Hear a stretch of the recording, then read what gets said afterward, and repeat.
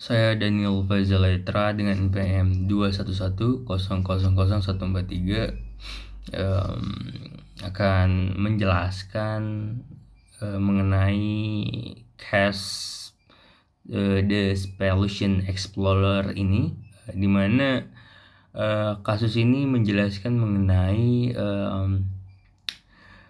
para penjelajah gua yang terperangkap dalam gua dikarenakan adanya longsor, di mana saat terperangkap mereka tidak memiliki persediaan makanan. Nah, lalu mereka berunding bagaimana mereka bisa bertahan hidup di dalam gua dengan mempertimbangkan segala hal. Seperti mereka tidak tahu bagaimana mereka bisa bertahan berapa lama di dalam gua tersebut. Akhirnya mereka membuat undian di mana singkatnya undian tersebut merupakan apa ya, eh, sebuah pilihan gitu kan, siapa yang akan dijadikan bisa dibilang tumbal yang akan apa ya, dilakukan para penjelajah ini. Nah, pada akhirnya yang menjadi korban merupakan Roger Wetmore. Eh, Dia seorang apa ya, salah satu seorang penjelajah yang menjadi korban kanibalisme, di mana hal tersebut lucunya merupakan usulan dia sendiri gitu. Ya pada akhirnya para penjelajah ini selamat, keempat penjelajah ini gitu, dan satu menjadi korban kanibalisme tadi. Nah, setelah mereka bebas, mereka pun dihukum ya karena melakukan ya sebuah tindak kejahatan tadi. Nah, di mana dalam putusan yurisdiksi mahkamahnya para hakim berpendapat berbeda-beda gitu. Nah, bukan salah satunya ya. Jadi dari kelima hakim ini tuh memiliki pandangan yang berbeda, dan juga ada beberapa hakim yang mendukung terhadap pandangan dari satu hakim gitu.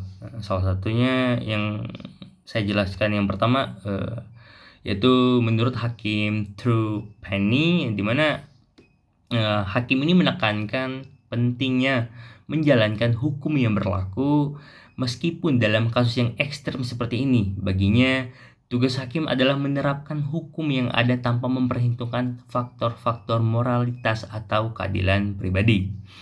Nah, lalu menurut hakim yang kedua, yaitu Hakim Foster, hakim ini memberikan apa ya, opini yang menekankan kepatuhan yang ketat terhadap hukum.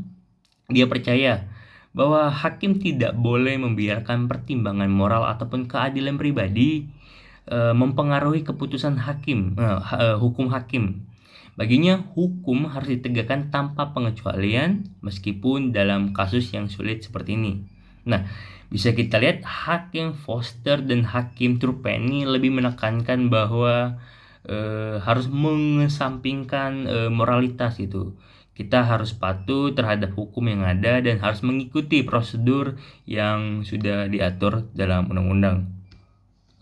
Lalu yang ketiga, menurut Hakim Ken, hakim ini memberikan opini yang berbeda dari Hakim Foster. Nah, dia setuju dengan Foster bahwa hukum harus ditegakkan, tapi dia percaya bahwa hukum memiliki ruang untuk pengecualian dalam situasi-situasi yang ekstrim. Baginya, dalam keadaan darurat seperti yang dihadapi oleh para penjelajah gua, hukum bisa diubah atau disesuaikan agar keadilan bisa tercapai.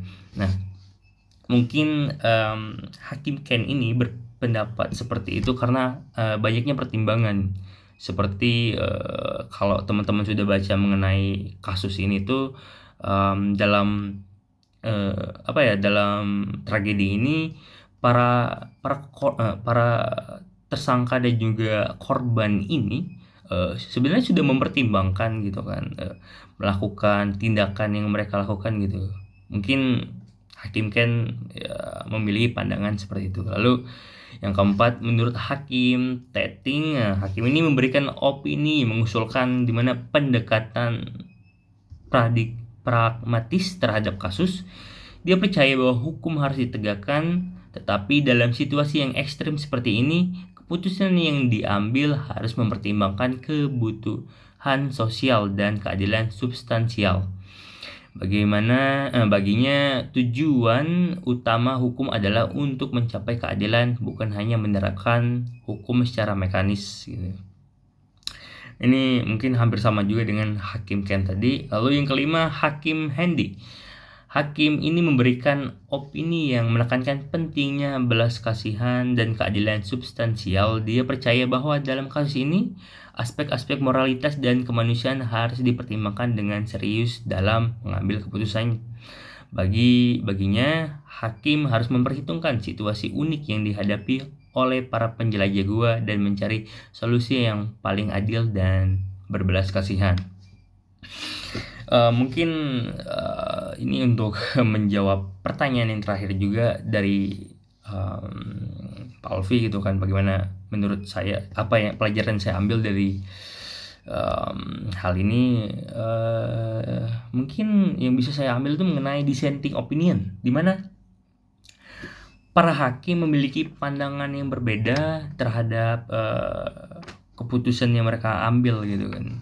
Dimana bisa kita lihat hakim ini tuh mungkin memiliki mazhab hukum yang berbeda gitu. Ada yang memiliki mazhab hukum positivisme dan juga hukum kodrat. Nah, beberapa hakim kan berpendapat untuk menyampingkan moral gitu kan. Ya, kita harus melakukan prosedur hukum yang sesuai dengan hukum yang sudah ada gitu. Nah, lalu ada beberapa juga hakim yang lebih mementingkan moral dan juga pengecualian situasi gitu kan. Nah, mungkin itu saja yang bisa saya pelajari gitu, merupakan hal perbedaan pendapat dan juga dissenting opinion para hakim ini tuh merupakan hal yang bisa bisa dipelajari gitu, bahwa perbedaan itu merupakan hal yang biasa dilakukan para hakim gitu kan, karena ya mau tidak mau mereka harus mempertimbangkan pendapat mereka gitu. Tidak boleh harus mengikuti pendapat hakim ini ataupun hakim ya seperti itulah mungkin. Baik, mungkin mohon maaf apabila kurang jelas dan juga saya menjelaskannya kurang dimengerti.